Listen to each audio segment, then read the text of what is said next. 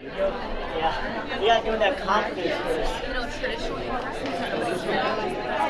Welcome to the Boys and Girls Club of Green Bay Bagel Unit. I am Mark Taggart. I'm with Globe University. I am an ambassador with the Chamber of Commerce, and I'm here to support the Boys and Girls Club. And we're super excited to be here to do this ribbon cutting. As you can see, we've got this awesome set of scissors that we're excited to use today. My name is John Benberg, Executive Director. Thanks for coming. This is a very special day. We have something extraordinarily cool to officially kick off here today. For those of you who are familiar with the Wallace Foundation, very well known, highly respected, very research oriented in the work that they drive and fund, and our case today is no exception. Really what we're trying to accomplish in concert with the Wallace Foundation, the Boys and Girls Clubs of America, and 2 other clubs, there are 3 clubs in the country participating in this initiative at this point, is to determine if a world-class arts program can be delivered in a club setting. If so, what does it look like? What's the staffing model? What's the program menu? What are the challenges? And ultimately, what are the best practices that maybe perhaps can be scaled out so even more youth get these kinds of opportunities? Well, I'm State Senator Dave Hansen. I represent about 165,000 people in the state of Wisconsin in the Senate 30th District. I'm here because I really believe in this program and the pioneering of it, not only the audio but the video part, and I'm part of the video right now. So I think it's really special. Could be the lead for the country.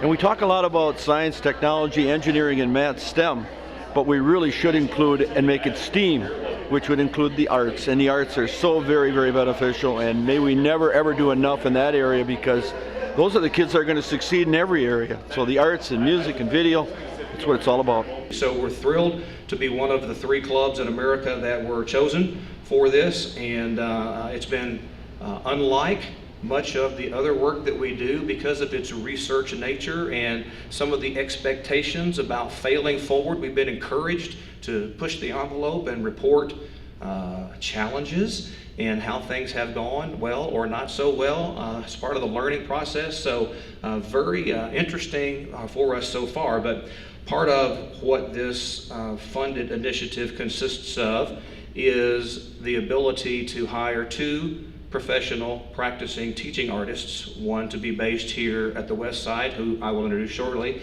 and the second who will be based East Side, except when he's sticking a camera in my face, which is kind of unnerving, but I'm going to do my best.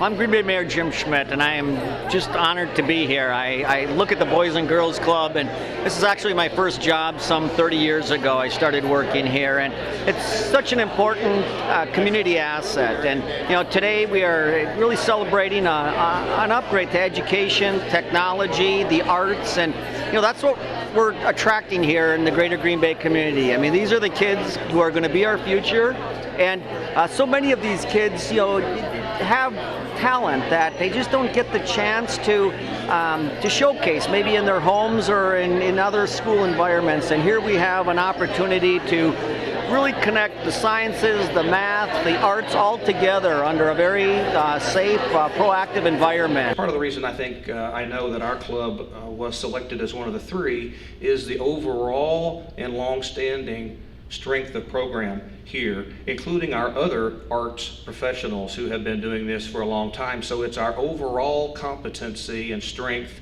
and depth and breadth of program that I think was part of why we were ultimately chosen. So that's the frame up, and with no further ado, it is my pleasure to introduce our professional practicing teaching artist, PPTA for short, here at the West Side, who will tell you more about our rough draft studio, Mr. Virgil Hawkins.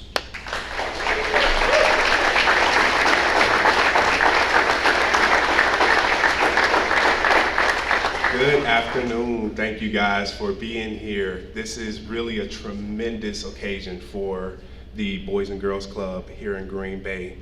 I'm honored to now officially say that I live in Green Bay. I don't broadcast that a lot to some of my Chicago people for good reason. I'm excited here, not only for this event, introducing you guys to this new innovative piece of engagement that we're going to be doing for our youth here in this community, but to also give you a snapshot into what our kids' futures are going to be going through, or what they're going to be going through learning for their futures. Music bridges us all. And what we want to be able to do here is give our kids just a taste of some of the things that they can go on and do for their future.